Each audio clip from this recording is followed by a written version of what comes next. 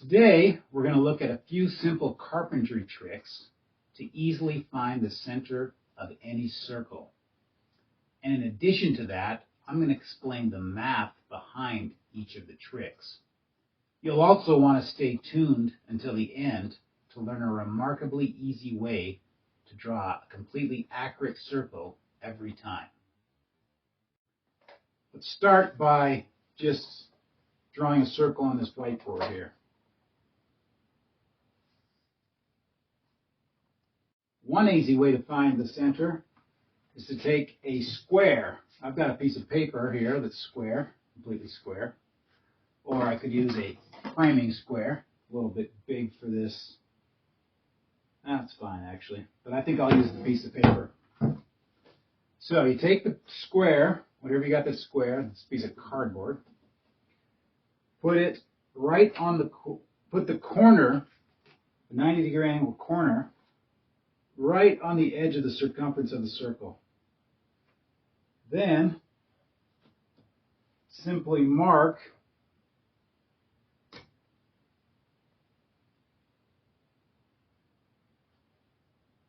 the places where the two legs of the square cross the circumference of the circle.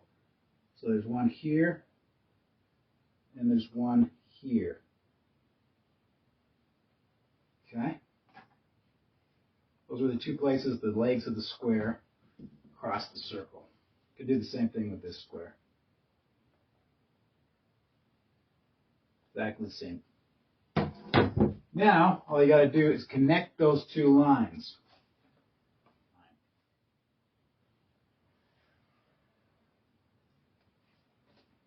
And that line has completely divided the circle in half, meaning it is the diameter of the circle. And the halfway point on the diameter is the center of the circle. Now we could measure, just take a ruler and measure the diameter and then calculate the halfway point. Or we could just do this same trick again and draw another diameter line on here, and they would cross exactly in the center. So let's do that. Just line that up, that square corner up with the edge. Put a mark here, a mark over here on that edge, mark there, and let's connect those two marks with another line.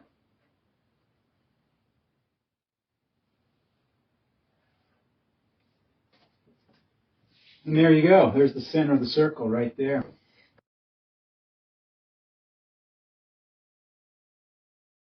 All right, let's explain the math behind this. So this mark right here, where this 90-degree indicator is the corner of our square. This line here is one leg of the square. This line here is the other leg of the square. These 2 points where the legs of the square cross the circumference of the circle are the 2 marks that we made. Then we connected these 2 marks with a line, and we've got the diameter of the circle. And of course, the halfway point on that line is the center of the circle. So this method that we've just used to locate the center of a circle is in geometry based on something called Thales' theorem. And Thales' theorem tells us if a right-angled triangle is drawn inside a circle with all 3 of the triangle's vertices touching the circumference of the circle, then the triangle's hypotenuse will equal the circumcircle's diameter.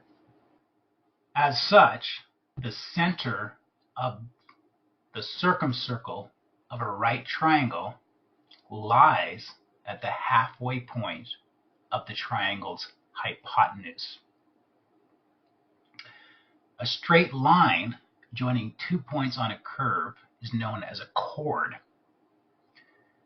The diameter of a circle always passes through the halfway point of a chord. And the longest possible chord is the diameter. The center of a circle lies exactly at the halfway point of the longest possible chord. All right, the second way you could find the center of a circle is by using a speed square. I've taken and clamped my speed square to a piece of scrap 2x4. Anyway, all you got to do is, if you're on a level surface like this, level, and you clamp your speed square to, or hold it if you don't want to clamp it, to a perpendicular surface. Then you can take your circle, line it up on the inside edge of the speed square, and on this other side, score a line.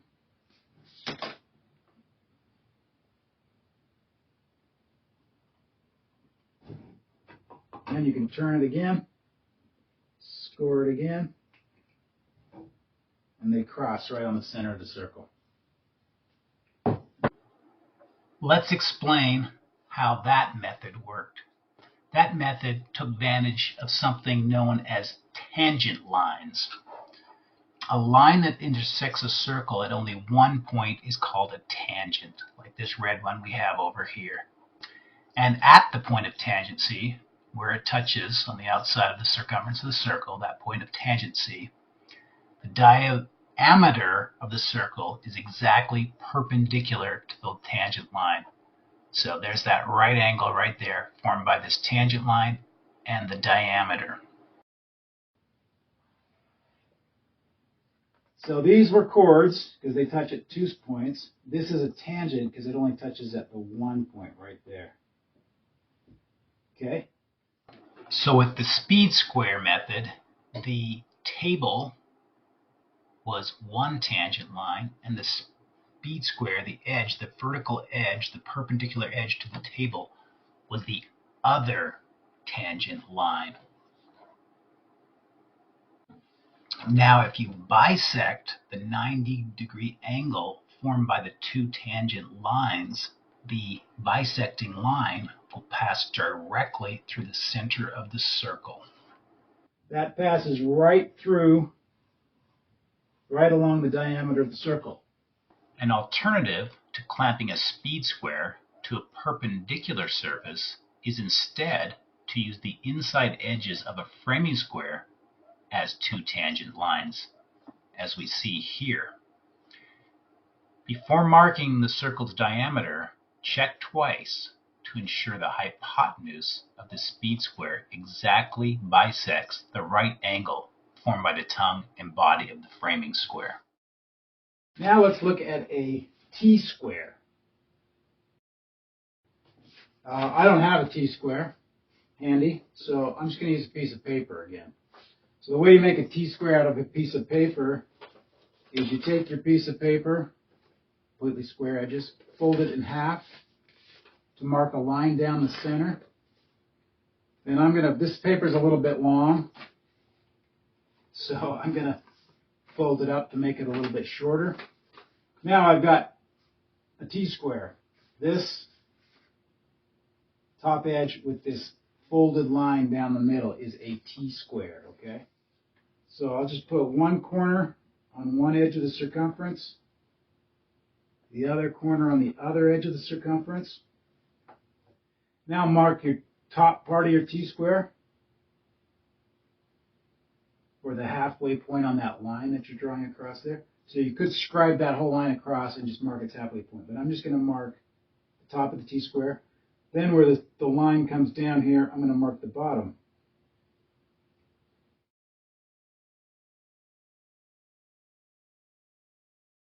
I'm not going to just connect them. I'm going to draw a line through them and right through the circle. So now I've got a line that goes right through the center of the circle. It's the diameter. This is another chord. The top of this that's laid down here is another chord. That line I just drew from this dot through that dot and through the edge of the circle is the diameter of the circle. And so obviously it its halfway point is the center of the circle. In review, utilizing the geometric features of tangent lines and/or chords, pinpointing the center of any circle becomes a simple task, requiring only a square, such as a framing square, or a triangle square, such as a speed square, or just a basic T-square. Since you stay tuned to the end, I'm going to show you a quick and easy way to draw a perfect circle very easily. I got a piece of wood here. I'm going to use this cardboard to draw on. Just take and drive a nail at what's going to be the center of the circle.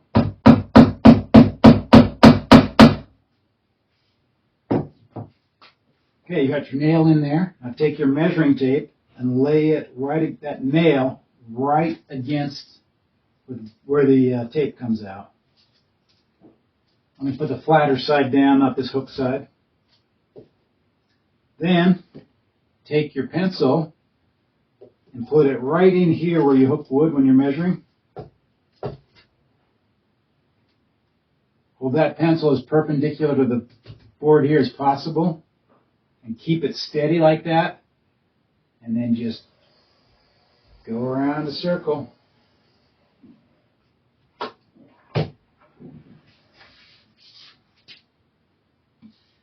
Ta-dam, there's your perfect circle.